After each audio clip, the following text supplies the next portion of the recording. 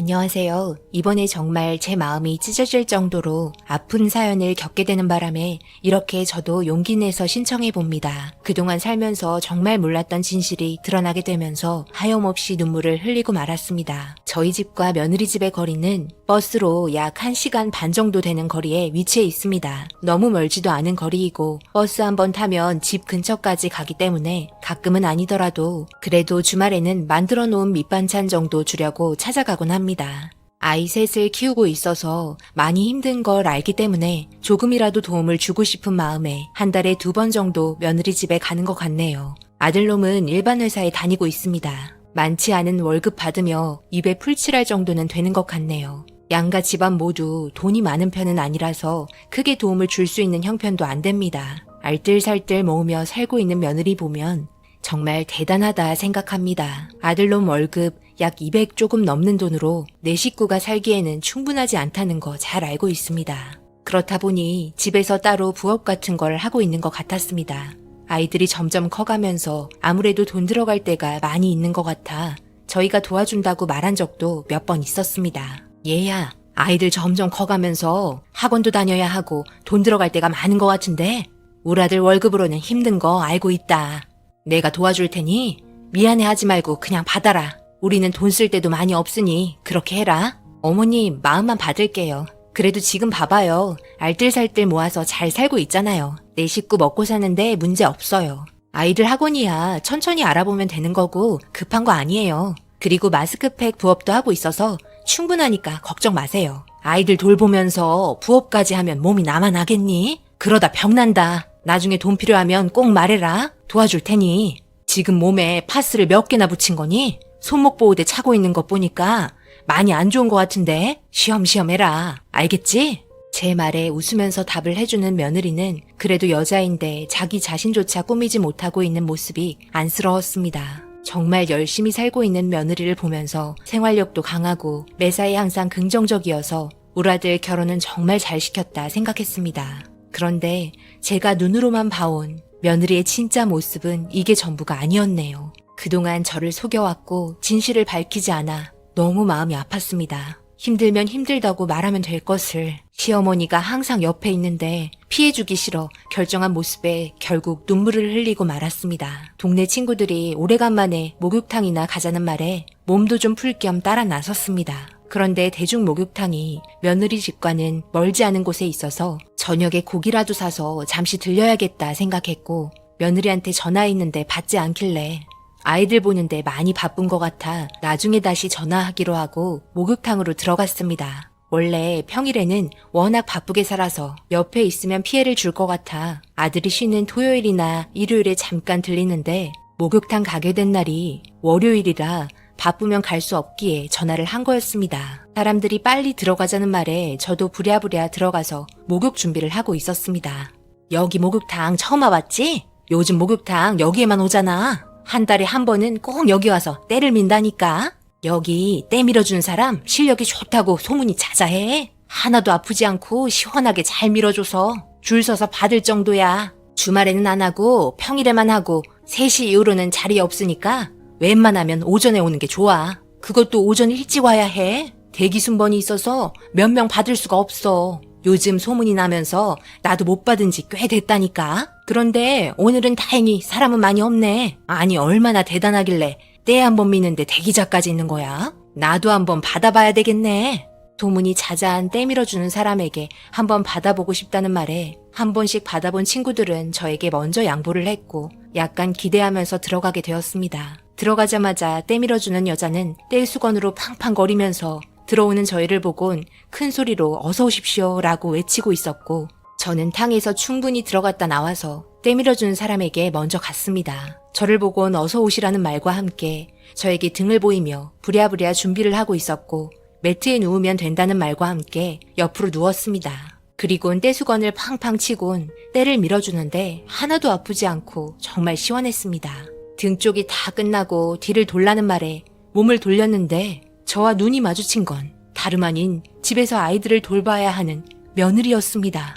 서로 눈이 마주친 상태로 정적이 흘렀고 며느리도 엄청 당황을 했는지 손에 들고 있던 떼수건을 떨어뜨리며 뒷걸음질을 쳤습니다.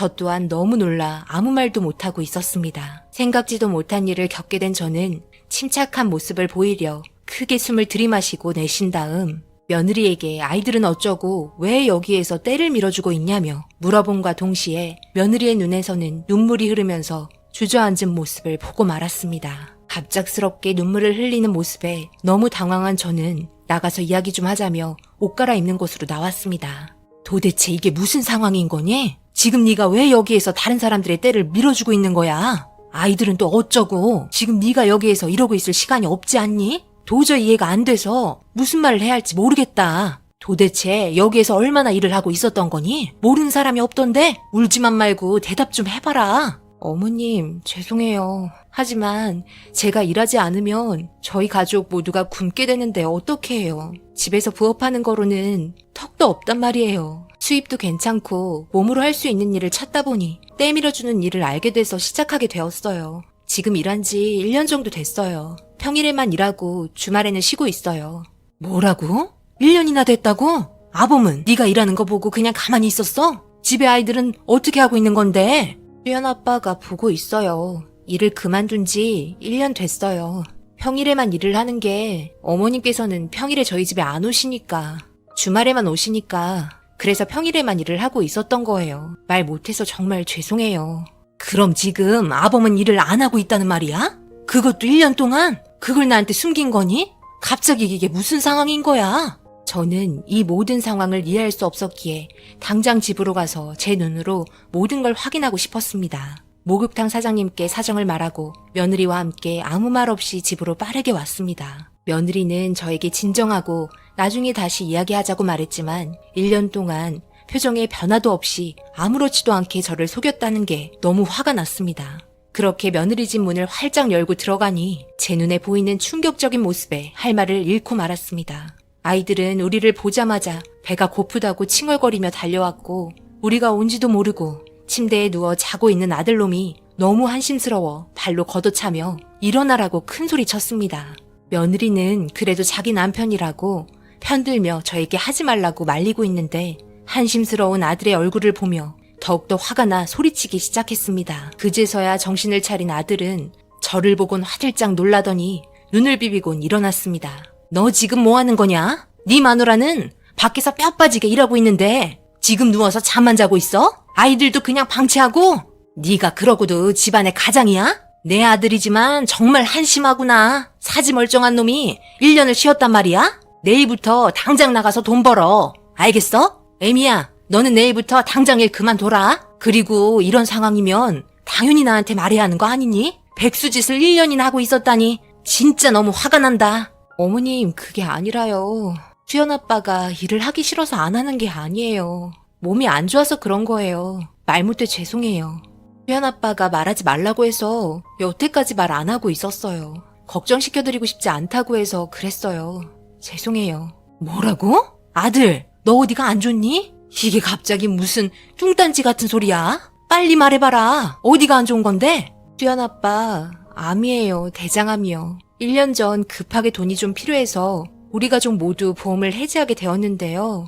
정말 별일 없을 줄 알고 해지한 건데 몇 달 후 수연 아빠 몸이 별로 좋지 않은 것 같아 병원을 찾게 됐는데 검사한 결과 대장암 판정을 받게 됐어요. 저는 이 말을 듣고 있는데도 믿을 수가 없었습니다. 그제서야 아들이 살이 빠진 걸 이해할 수 있었고 그저 일이 바쁘고 고돼서 빠진 거라 생각했는데 그게 아니었습니다. 이런 상황까지 오게 한 행동들 때문에 너무 화가 났습니다. 그리고 며느리의 입에서는 대장암 2기라는 말을 듣게 되었고 그렇게 양가 집안 모두 한자리에 모여 가지고 있는 돈을 모아 치료를 받기 위해 병원으로 들여보냈습니다. 계속해서 아들은 죄송하다고 말하며 눈물을 흘렸고 저는 너희 가족만 생각하라며 안아줬습니다. 그렇게 아들이 병원에 입원해 있는 동안 제가 아이들을 봐줬고 며느리는 다시 목욕탕에 가서 사람들 때를 밀어주며 먹고 살려고 노력하고 있습니다. 이런 모습에 정말 감사하다고 생각합니다.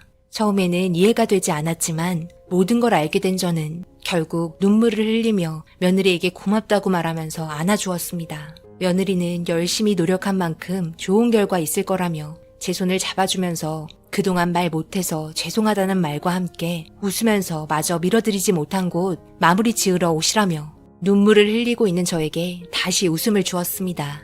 이런 며느리가 저희 가족이라는 거에 정말 감사할 뿐입니다. 저희 아들과 결혼해서 지금까지 계속 고생만 하고 있어서 정말 마음이 아프네요. 제가 해줄 수 있는 모든 걸 지원해 주려 합니다. 저희 며느리에게 고생한다고 말 한마디 해주시면 정말 감사하겠습니다. 늦은 나이에 이렇게 사연 올리는 것도 쉽지 않았네요. 제 사연 읽어주신 분들 하루하루 행복한 날들만 생기시길 바랍니다. 감사합니다. 오늘의 사연은 여기까지입니다. 댓글로 여러분들의 생각과 조언을 남겨주세요. 구독, 좋아요, 알림도 꼭 부탁드립니다. 저는 다음 영상으로 찾아뵙겠습니다. 감사합니다.